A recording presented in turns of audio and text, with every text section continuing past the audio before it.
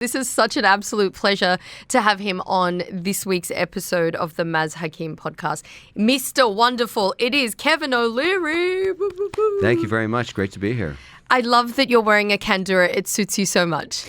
Well, fact be known, I'm actually an Emirati now. I was awarded my golden passport. I'm very proud of it. It's got the golden falcon on it. I prefer to go through the scrutiny of citizenship so I can move freely within the country. I'm so interested in working here, and this just makes it a lot easier to come and go. Well, it's such a pleasure to have you here. What have you been up to while you've been here in the UAE? Well, for a few years now, I've been an ambassador for Access Abu Dhabi, which is sponsored by Audio, and it's to bring people like me from all 11 sectors of the American economy to Abu Dhabi, to see the region and understand how to do business here. And so it's been very successful.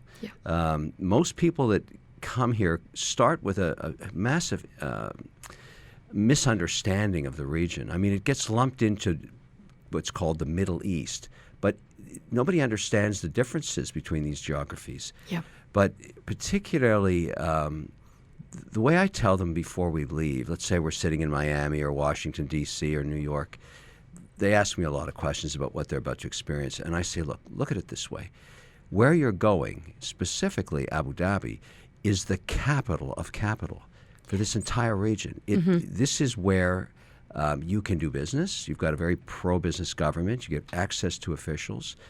The regulators here are very accessible because a lot of what I do is in financial services. So I have to sit down with the regulators at the ADGM to understand what I can and can't do. And, how to access the banking system. They've made it really easy. And so the more people come here, it's sort of the more they go back and say, oh, you got to go check the place out. It's amazing. And the UAE is literally the kind of place that allows you to dream bigger than anywhere else. Yeah, it's true. I have to do a shout out for Maven, Sarah, who really started this whole thing a few years ago. When she was consulting for Audio, she said the only way to make this work is I got to go back to the States, find these people, and bring them over here because you can't. If you read a PDF or you go online, you don't experience the people. You don't understand the city. I like to say one thing about this country, which I don't think enough people appreciate that live here. I can actually wear my watch collection out at night on my wrist, and I'm a huge watch collector. I can't do that anymore in many cities around the world. Here, I can wear $1 million watch on my wrist. I don't have to worry about it. I mean, it's such a pleasure to be in a place like this, and I would never take that for granted if I were an Emirati. You got to keep that thing going. That's amazing. And even as a woman, I think I finish work quite late. I do the evening shift, and even going out at night, I have never, ever, ever even had one bit of a concern. And that's a problem in a lot of places around the world. Well, everywhere, to be honest, right now. Yeah, I mean, there's cities now where you just can't do that, and that's one of the changes in the world, but not here.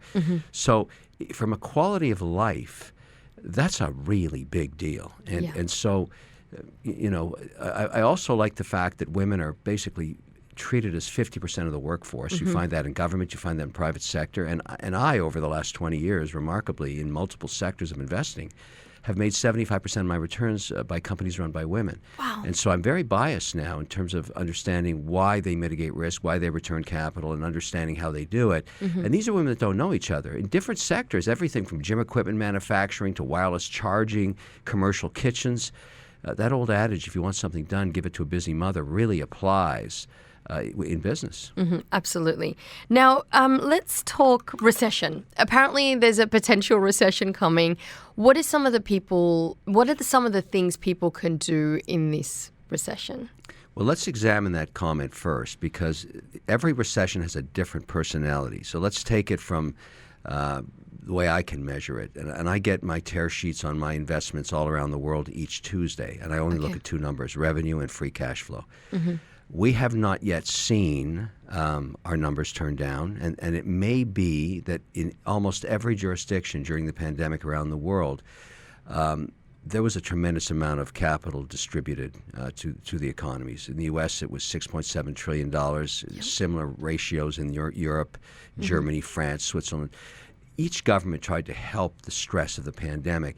Yeah. So you've got consumers right now all around the world flush with cash, even though rates are going up everywhere. I don't care if it's England, here, Switzerland, U.S., but usually you start to see unemployment start to rise, and we haven't seen that yet. Mm-hmm. And so it's a remarkable situation. There's no question there will be a slowdown because rates are going up around the world, led by the Fed in the United States. But in this particular recession, we may, for the first time in a long time, see what's called a soft landing. I don't know that yet with certainty, but I have to manage my business understanding how much inventory to manufacture for holiday for Q1. It's just as bad to run out of inventory as have too much. And so we're trying to gauge consumer demand each week. We haven't seen it slow yet. So this is a remarkable situation. So preparing for a recession when you don't have any evidence of one is an unusual situation. Right. So just stay put for now. Yeah, be cautious, obviously. Don't overspend. Don't lever yourself up with debt, and just wait and see what happens. Kevin, what would you do if you were a 25-year-old in 2022? Would you do all the same things you did, or would you do things differently? No, the world is changing. It's the pandemic changed the world's economy forever, and I'll give you a good example. Before the pandemic, if you looked at pretty well any geography, looked at distribution of consumer goods and services, it would have looked like this as a pie chart. 50% would have been purchased through retail, 40% through Amazon, which has become a global behemoth, or Alibaba in the case of Asia, and then 10% from the company's own websites direct to their consumers. Now, and the way that broke out is through retail, you made 50 cents on the currency of sale. The margins are 50%. And through Amazon, it's about 55%. It's a little better because they're very efficient, but you don't get the name of your customer ever through those first two. And then finally, 10%, you got all the data. And I'm answering your question a long way because today, when you look at that same pie chart of distribution, over the 2.5 years the pandemic affected the global economy, the successful companies shifted their strategy direct to consumer. So if you were selling sneakers like Nike, a good example, global brand, before the pandemic, they said it would take them 6 years to get to the place where they would be 50% direct to consumer in the Emirates, in Saudi, in England, in Switzerland, in Cambodia. Mm-hmm. During the pandemic, they figured it out in 5 months. Wow. So now they have all the data, size, preference, color, when they purchased it, what kind of shoe they liked. That's extremely valuable in actually taking your capital and investing it into things that people want. And that's the big change. And the reason I make that up in terms of what a 25 or 22-year-old should do in 2022 is understand the power of digitization, understand the power of social media, understand the power of developing content to sell goods and services direct to consumers. And so the people that are getting the fastest increases in value in terms of salaries are ones that know how to do social media right, in large companies and small ones. So if you know how to TikTok and you know how to Instagram and you know how to do Facebook and Twitter and LinkedIn, you're very valuable to a corporation or even a small business. Mm-hmm. And I love that you understand. I watched a podcast with you with Logan Paul, and I thought that was really interesting, the fact that you're very well connected, and all the comments on YouTube also were saying the same thing, that you get it, you understand it. I get it because I have to get it. I don't have an option. I mean, it's sort of, I try to always spend my day learning something new because, and the skill sets you had, 10 years ago may come in be very valuable today. And I'll give you an example. I started my career as a film editor on an 8-plate Steenbeck before there was digitization, cutting film and editing it together for sports networks. Today, I still keep my chops on Premiere Pro. I cut social media each weekend just to keep my editing skills current with digital technology. And I do it because that's how you support your businesses. I mean, I'm fortunate. I have millions of followers all around the world, and I need to talk to them. So whatever comes to my mind, I get up early on Saturday morning, and I go into the studio, and I cut something, whatever it is. Yeah. And I put it out there, and I let my audience decide if they like it or don't. I did that this morning because it's Thanksgiving right now in America. It's at the very beginning, big deal, start of the holiday. And I threw out some turkey stuff. Very cute. I love that. Michael Jordan said, I've missed more than 9,000 shots in my career. I've lost almost 300 games. I've failed over and over and over again in my life. Kevin, what are some of the times of adversity in your life that you think shaped you to be the person that you are? Well, I think that's a great question. It's very intuitive. And the way I answer that today is by telling a little story, an anecdotal story of my graduating week of business school. And it's a 2-year program. I was getting my master's of business administration. And they brought in a guest lecturer one day. We often had guest lecturers, but this gentleman walked into the room with about 160 people in the cohort, all 4 sections, all waiting to hear his words of wisdom. And he didn't say anything. He walked into the center of the room, and he looked up at everybody in the theater, giant theater. And then he said, you all think you're so smart. You think you're so good. You think you're going to go out and change the world, and you haven't done anything yet. All you've done is graduate from college. So what? You're going to get eaten alive by the real world. 2/3 of you are going to fail right out of the gate, and the other 1/3 are going to struggle to keep their jobs. Maybe you'll make it down the road. And today, I'm that guy. I teach at Harvard. I teach at MIT, at Temple, at McGill. I go in and do the same thing because he was right. And the point he was trying to make was, you don't have any experience until you fail. You have to fail because the whole idea is you learn from the mistake over and over again. And the concept of constantly failing is building the equity of experience, which makes you better and better and better over time. I've failed multiple times. I've lost millions of dollars. But luckily, I do more good deals than bad ones. And so I make up for my mistakes by not making them again. And that's what I teach to young entrepreneurs now is you got to fail. I would personally rather invest in an entrepreneur that's had a catastrophic failure, because the motivation to do well is so powerful. And, I get criticized for all the time. Why would you invest in a loser? Because I'd rather invest in someone who has experience is my answer. Robin Sharma says adversity builds mastery, and I think you get to your best self. Is there a time that you can remember where you felt a bit, broken or disheartened? Because it's difficult to see that now, you're a billionaire, you're everywhere. But is there a moment that you can remember?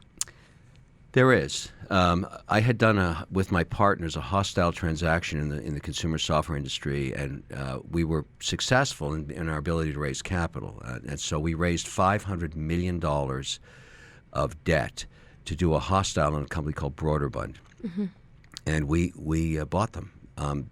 And then we fired all the management, and then we just kept the developers, and we continued to grow. Then the markets changed, which happens. And so we had $500 million of debt we had to pay back 36 months later. And as that balloon payment approached, we were technically going to be bankrupt, and those were very dark days. But I remember someone telling me, look, you have to stay focused on the challenge. You can't let noise get in the way. And somehow, some way, you'll solve the problem. That's exactly what occurred. We were very fortunate. We found a white knight. We were able to work with a much larger company. It was just serendipitous that had happened. But what I learned from it is you can't be terrorized into paralysis. No matter how adverse it gets in life, you can't paralyze yourself from it. You've got to keep thinking about what's the path out of this. It's like a maze. You're solving problems every day, both large and small, in your personal life and your business life and your romance and your marriage and everything else. You got to keep moving forward. That's the mystery and the journey and the joy of life. You are people call you Shark. So many people get betrayed in business or relationships or personal. What are 3 tips that you can teach somebody to be a shark or be strong so they don't get cheated? Yeah. the thing to understand about, and I would argue this in all aspects of life, it's not easy to do, but if you always tell the truth, you never have to remember what you said. So, but people don't like the truth. It's honest. It's painful sometimes, particularly in the context and the merit of business. When you see something that's put in front of you, and I see this all the time in the context of Shark Tank, the business has no merit. It's not going to work. It's going to fail. And I just say, it's a bad idea. It's going to zero, and you shouldn't mortgage your house. You're going to waste all your money. Why don't you come up with something better? And if they've been working on it for 24 months, that's hard love. It's very hard to tell them that. But it's even worse to be disingenuous. But you just keep doing what you're doing, and you'll just go to zero the slow way. That's not in me. And so I think the best advice I can tell people is, why don't you just tell the truth? And in the context of, let me give it to you a different way that affects everybody all around the world in every geography. Think about marriage. You fall in love in the beginning, and it's so beautiful, it's so wonderful, and then you get married, and then a few years go by, and it's not the same, obviously. Relationships just change. That's the nature of it. And then one day you might be tempted, and you might cheat. All right, this is a lesson for business too. Mm-hmm. When you wake up in the morning after cheating, you have a decision to make. Am I going to keep this quiet and lie about it, or am I going to tell the truth? And in a crazy way, you're better to go home and tell your significant other, I just cheated on you, and I really regret it. Oh, dear. And because that way you won't get caught in a lie later. You will get caught. It's just a matter of time. It will come out one day. It's going to happen to you. It always does. But because you were truthful, you may find that you don't, because when you lie and you get caught in a lie in business or in marriage or in romance, you lose 50% of the equity of that relationship, and you never get it back because your significant other can't trust you because you're a liar. And in business, it's the same thing. When you get caught in a lie with a partner, they'll never trust you again. So is it better just to come out with the truth? I argue it is. Right. In business, telling the truth actually builds equity in relationships. Maybe it's a tough moment, but they respect you for telling the truth, and that is the bedrock upon which you build a better relationship. I love that. Tell the truth. Yes. How should someone start investing if they have no idea what they're doing or they're new to it? Yeah, there's some basic lessons in investing, and most people learn this the hard way. The first and the most important lesson is the concept of diversification.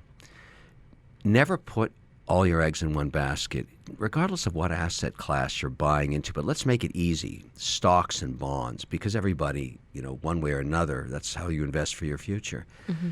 My mother taught me this, and I've learned this the hard way too.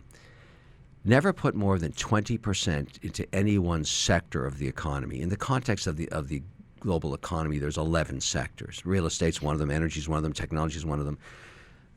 No matter what you do, don't be more than 20% in one sector, and never have more than 5% in one company or position. Now, let me give you that in the context of a company like Tesla. My son ended up going to work there as an engineer. He's an electrical engineer. And I thought Tesla was a joke. The stock was a ridiculous thing, and it was trading at a crazy price. But he convinced me that Tesla wasn't a car company. It was a data company, and I should buy some. So I bought 5% weighting in my portfolio, and it kept going up. So every month I'd have to sell it back down to 5%. Now, during this time, it increased in value geometrically, but I kept having to sell it according to my rule to keep it at 5. And basically, my cost base is now zero in Tesla. I've made a lot of money on Tesla. I've sold a lot of my stock. Mm-hmm. However, Tesla rolled over and lost 50% of its value in recent times. But it doesn't matter to me because I've already made a lot off it, keeping the rules of diversification. So the lesson is diversity. Mm-hmm. Recently we had a catastrophe in FTX, a very famous crypto story. I was an investor in that, but it was a part of my portfolio, not all of it. So I'm able to take that hit and move on. Yeah. My whole point is learn the concept of diversification. Diversification is everything in investing. That's my lesson. Sam from FTX is living his best life in the Bahamas. Well, I know Sam. I actually spoke to Sam the Thursday before the catastrophe on the weekend. And I was, I have to completely be transparent here, I was an investor, and a paid spokesperson for the company, along with Tom Brady and Well, lots of yeah. other people. We're obviously in a difficult situation now. But it is what it is, and I prefer just to tell the truth all the time, as we talked about earlier. And so my attitude about this is, give me the facts. I've heard all the rumors and innuendos and allegations and blah, blah, blah, woof, woof, woof. I still don't have any facts. Yeah. And so I'm waiting to see what really happened. I'm not happy about the situation I'm in. And yes, it did cost me millions of dollars, but it doesn't change anything I do. I'm still going to wake up in the morning. I'm still going to invest in crypto. I'm still going to invest in entrepreneurs. I'm going to keep doing exactly what I do. And let the chips fall where they may in the context of FTX. What do you think of the crypto market right now? I actually think over the next decade, the crypto market will become the 12th sector of the S&P. And I say that not from the speculative of investing in tokens and buying and selling them and flipping them and trading them. Nothing to do with that. I'm really intrigued about the concept of payment systems globally. And so you think about a very basic idea. Let's say, and let's take it in the context of the currency that is used to trade commodities, the American dollar. We price a barrel of oil in the American dollar all around the world. So let's say we were to launch a stable coin backed by the American dollar, 1-to-1. And it was regulated the same way that a money market account is, which is very simple. It means that there's one stable coin, there's $1. They back each other up. Or a treasury bill with a duration of less than 12 months. And it's audited every 30 days. So there's a proof of asset. Now, let's say I'm sitting in New York City and I want to buy a home in Abu Dhabi.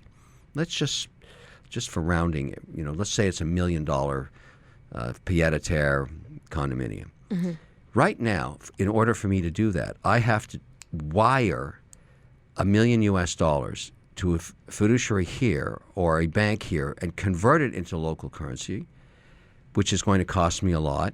It's also going to take up to 3 days to transfer it. And very often, and this happens to me all the time, the banking system loses the money for 36 hours. Yeah, that's so true. It's true. Now, that's incredibly inefficient and expensive and actually stupid when I could use if the seller was willing to take, let's say, a U.S. stable coin, and he gave me or she gave me their wallet, I would transfer that in less than 1 second at a fraction of the cost. The transaction would be done. It would be fully auditable, fully transparent, very productive. Both governments that approved this currency or this stable coin, let's say the ADGM gave a license for it here in the UAE, and the Treasury Department, and the same in the U.S., or the regulator over there, the world could do transactions. So that's going to happen. It's just a matter of time for the regulator to actually decide this. The regulator here, the regulator there. But that's how the world's going to operate. And so it's not just the speculation of what the price of Bitcoin is. It's all the productivity that the blockchain can provide, whether it be an NFT or a token or a stable coin or an asset like Bitcoin. These are not going away. It doesn't matter how many FTXs go to zero. It's not cryptocurrency's fault. It's bad management and no regulator that had made that happen. And that we'll have to fix that up. The great thing about all these collapses of these crypto companies is it's scraping away the idiot management. All of these really bad managers are being put aside. They won't be able to raise capital again. And it culls the herd from the idiots, and only the strong companies survive. That's good for crypto. So I have a vision board, and this is my hippie side sort of coming out. And there's a particular amount of money, say, I want to manifest. I'm curious, did you ever have a vision board, or did you ever manifest your money? Yeah, I try and have advisors help me to protect my money from me, because I'm like everybody else. I make bad decisions. I make bad investments. I'm very fortunate over time I make more good ones than bad ones, but I still make mistakes every day. So it's really great to have people around you that have an alternative view of the universe. You say, well, I think I'm going to buy this. And they say, well, why? I don't think that's a good purchase. And I do this a lot in my watch collecting. I mean, my wife thinks I have a disease, a sickness, because first of all, she says, you don't need a watch. Your phone is much more accurate. But once you have one, you don't need any more. The only reason I keep working is to buy more watches. And so, and I have a really eclectic collection, and I'm really interested in dials. So I'm always asking other watch collectors around me, what about this watch? What about this one? What do you think about this one? And I spend a fair amount of my time conversing with collectors all around the world about specific brands and hearing their opinions. It's the same in investing. That knowledge, the experience of others that they're willing to give you the collective thinking of the community that helps you make a decision. So if you're interested in guitars or painting or photography, these are some of the things I pursue. I'm very interested in learning from others in that community. And that's the wonderful thing about social media today. You can talk to anybody all around the world, get their opinion, and collectively make a decision based on all that collective knowledge. That's the way I manifest everything I do now and my pursuits. I want to hear from others because I know I'm imperfect. 3 books you would recommend for success?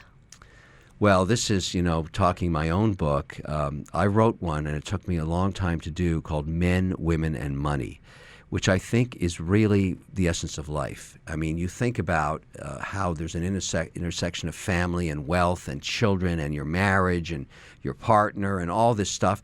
The pillar in all of that is money. Yeah. People think, marriages fall apart because of infidelity. That's so not true. That's not why marriages fall apart. 50% of marriages fall apart all around the world because of the stress of money or lack thereof. One partner outspends the other or doesn't have a goal that they work on together, and they get into debt, and the stress of being in debt forces the marriage apart. And this is something so I decided I'm going to write a book about this because I see it so often. And I sat down, and what I used to do each night was I'd work all day, and then I'd spend 2 to 3 hours in front of the keyboard. I'd write a chapter, and then I'd send it to my ghostwriter the next morning. And over time, it took me a whole year to write that book. So I've written 2 others since. I have 3, but Men, Women, and Money is my classic, and it's an easy read, but I think it's a great place to start in terms of getting advice about life and money. I love that. One more question, and I've always been fascinated by this. A lot of wealthy people say that it's in the small things. Don't buy the coffee, don't have the extra topping, don't have the avocado. Should we skip these small things? Do they really make a difference in the end, or not? It's a great question, and it's a remarkable outcome to understand this. It's so important. So if you ask even a billionaire to take a blank piece of paper and put on it all of their sources of income in a 90-day period and all of their sources of outflows and what they spend on, what you'd be amazed to find is the majority of people that do this spend more than they take in, regardless of their income. And the most important thing to do at any stage of your life, you don't need a computer, you don't need a spreadsheet, you don't have anything fancy, you don't need anything fancy to do this, is to actually include all sources of income, including tips, side hustles, whatever, whoever you are, and figure out, are you burning money or not? And this is something my mother taught me. She was so wise at this. And you find out the majority of the time, most of the time, people are actually slowly grinding into debt. And it manifests itself mostly on credit cards where they're paying 21% interest. It's impossible to dig yourself out of that hole. That's why I invest in credit card companies. If you're stupid enough to pay me 21%, I deserve it. I deserve that money. So the point is, here's the way to do it. And this is a lesson that my mom taught me. It's such a great lesson. She said, look at your closet. You buy stuff all the time, and you still wear those 2 pair of jeans you like the best, or the 4 T-shirts that you wear the most of the time, and you got 30 other ones, or your baseball cap, you got 200 of those, and you wear 2. She's right. So what she used to do is say, all right, I like Chanel. That's what I like. I'm going to save up all year and buy just 2 Chanel jackets. And she liked Audrey Hepburn. She always used to copy that look. She'd spend 6 months saving of her job to buy just one Chanel suit. The quality of those things is incredible. They're really expensive, but they're really high quality.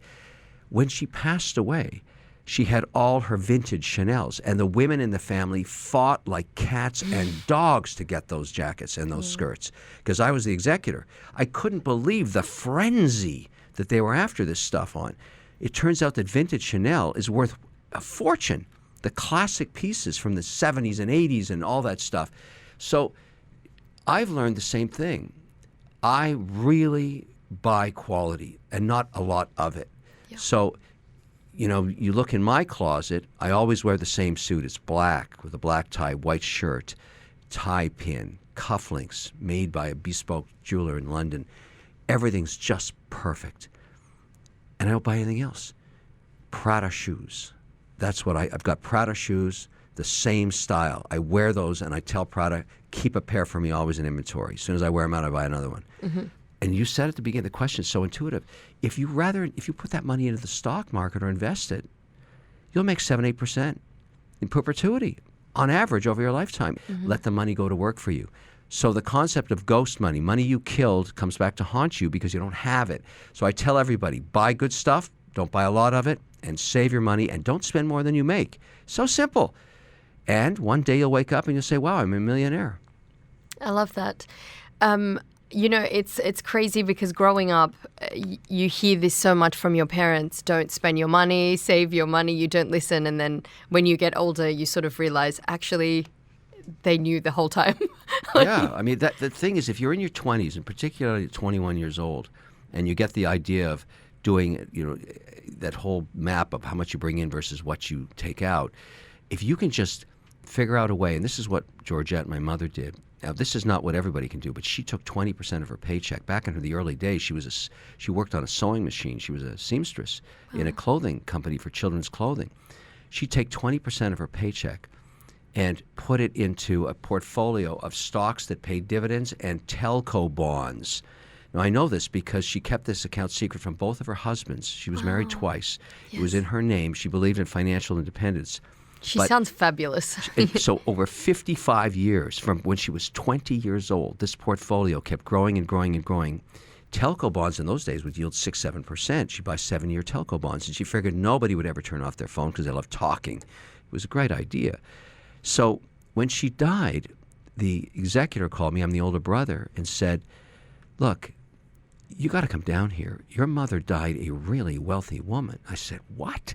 We're a middle-class family. Then I started thinking as I was on my way down to the lawyer's office, she put me through college and my brother. I mean, the whole thing. She took care of her brothers and sisters. Where was that money coming from? Bought me the down payment on my first home, my first car. Well, she had saved 20% of her salary and put it into this account. And over 55 years, it kept her completely financially independent. When she separated from my father, my first father, she didn't take any money from him. She had more than he did. So that was 20% of her salary. Now, I'm telling people, do 10%. 10%. Minimum 10% of every paycheck, every side hustle, every gift your grandma gives you, 10%. Put that in and invest in yourself. And when you turn 65, you'll be amazed at how much money you have because it's 8% compounded over time. This is the key to success, is finding the discipline to take 10%. I've done that ever since she taught me, and I saw the outcome of it. I really try not to spend more than I take in, and my only weakness is watches.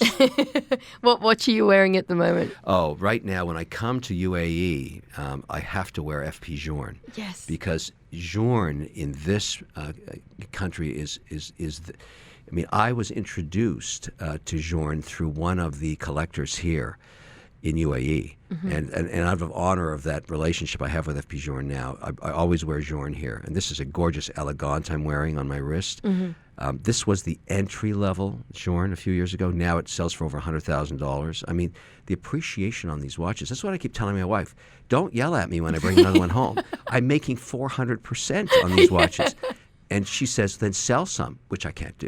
Yeah. And, you know, my son keeps looking at the collection, licking his chops. So I say to him, Trevor, don't look at this stuff because all of it's coming in my coffin and being buried with me. because where I'm going, I'm going to need a good watch. Yeah, exactly. Coming to the middle class family, I'm originally from Afghanistan. We left as refugees when we were very young. And my parents have always been very good with money. I mean, we didn't have that much of it, and they're doing, thankfully, well now. But they always, I mean, we sent money overseas to Afghanistan, for example, to other relatives, and it was always so conservative. Money was so conservative growing up. So I've definitely, learned to be grateful. I have to tell you, if you're an Afghani, you have money in your genes. Great traders. Yes. I feel the same way about my Lebanese heritage. Yes. The story about the Lebanese is they were the traders of the Mediterranean. When the Romans were killing everybody, they would sail around with blue sails and say, we have the blue dye. Don't kill us because you want that royal color for your robes. Yes. So they'd sail in and out of warring ports, no problems, and they'd make their little margin. But over time, that really builds up. Afghanis, Lebanese, they almost have the same heritage. Armenians the same way, Turks. Yes. You find traders in that part of the world, and definitely here in the UAE. My goodness, this country's only 50 years old. It's crazy. What they've achieved here is unbelievable. It's unbelievable. I'm very proud that my Egyptian stepfather came here over 45 years ago with my mother as an ILO engineer to work for the original founder ruler, the water desalination plants. So he had a hand in making this incredible country. I'm so proud of that. He's 93. He lives in Geneva. He tells me about those days, and every time I come here, it's in honor of him. I love that. Kevin, such an absolute pleasure to have you on the Maz Hakim podcast on Virgin Radio Dubai. Thank you so much again for your time. Thank you. Loved it.